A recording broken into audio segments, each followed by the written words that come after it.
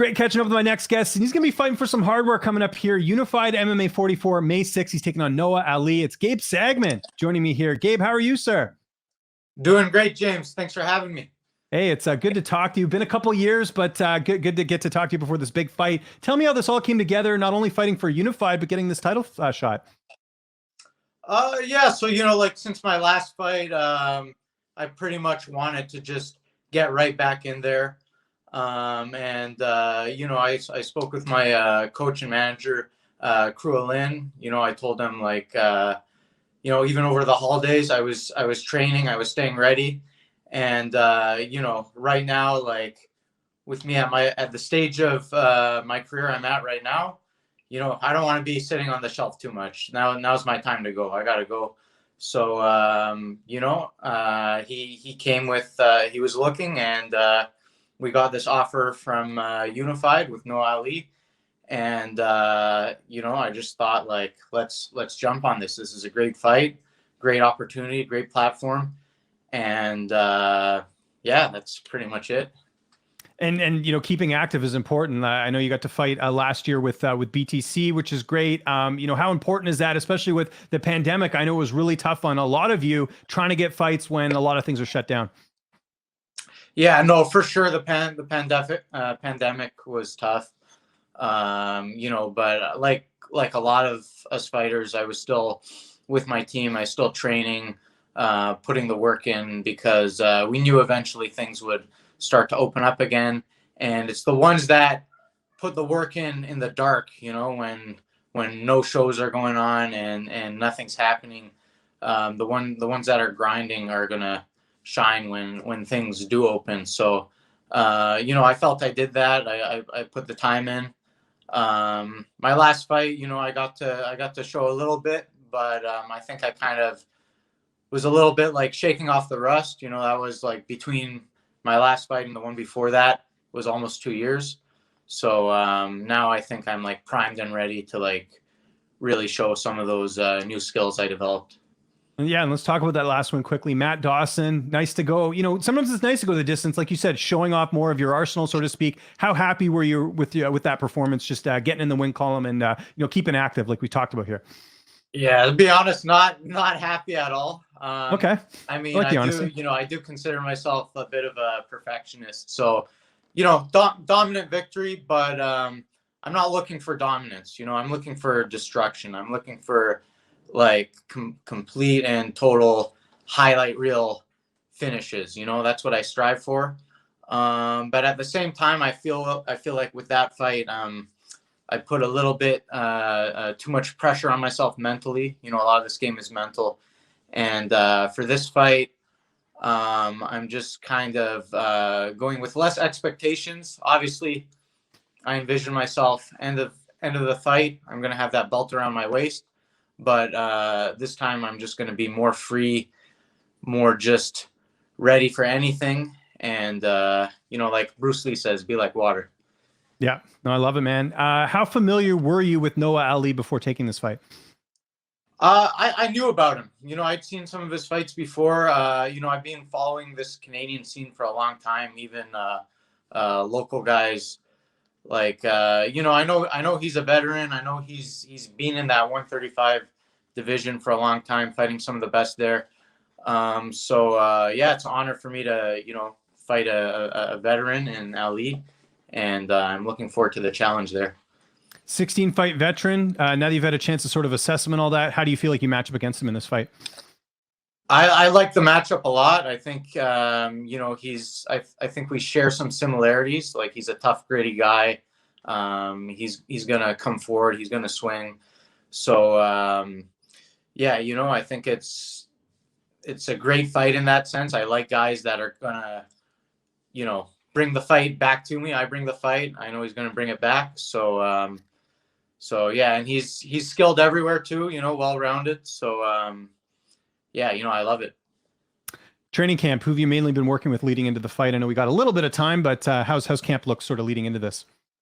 I'm really enjoying this camp. I'm with my home team, House of Champions, but I've been doing a lot of cross training as well with the guys at Niagara Top Team.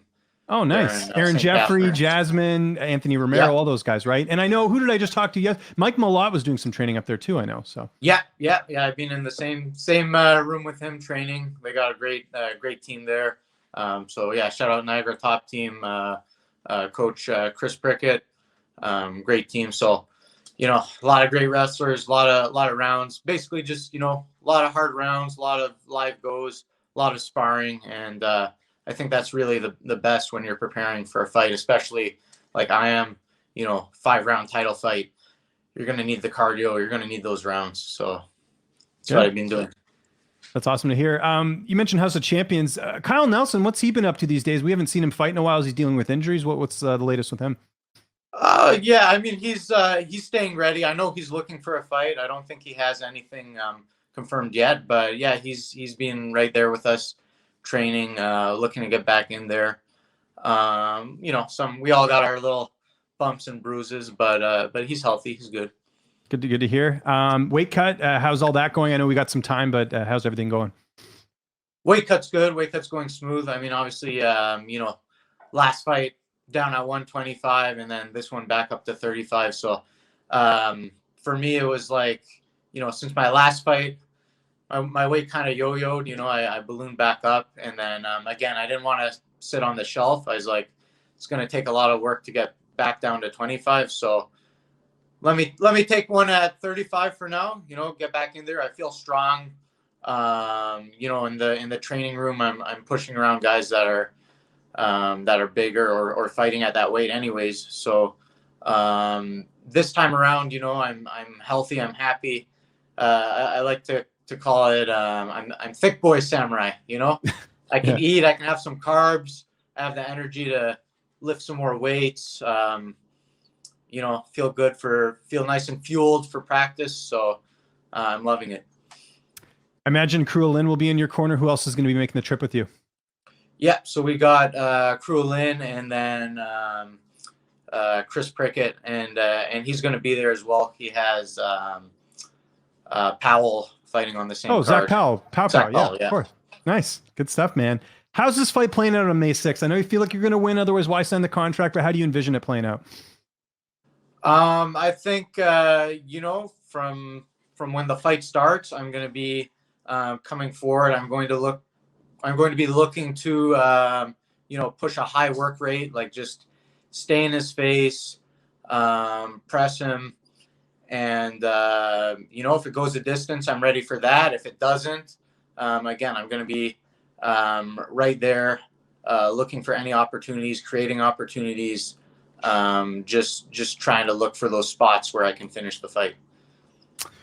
Win here is huge. I mean, the implications of this are big. Not only is it for a title, but in your record, I mean, having that 8-4 record is really nice to have on the resume. Have you sort of thought about the implications here of maybe, getting picked up on Contender Series or maybe even going to the UFC? What are your thoughts about potentially a win here and where that could lead you in your career? Yeah, 100%. I know this is a huge opportunity. It's a great spotlight, great platform, and if I win this and I get a contender shot or something bigger, for sure I'm gonna stay ready. And I'm trying to climb my way to the top. Each fight, every next fight is gonna be bigger and better. So win or lose, I always go back to the drawing board and try to stay healthy and ready for the next one.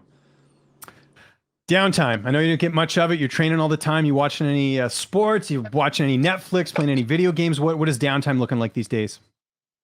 Downtime. Not getting too much of that, to be honest. Mm-hmm. Last weekend I was just at a jiu-jitsu competition, Next Gen Niagara. So I was there coaching my students. I teach Brazilian jiu-jitsu, so I was coaching them there.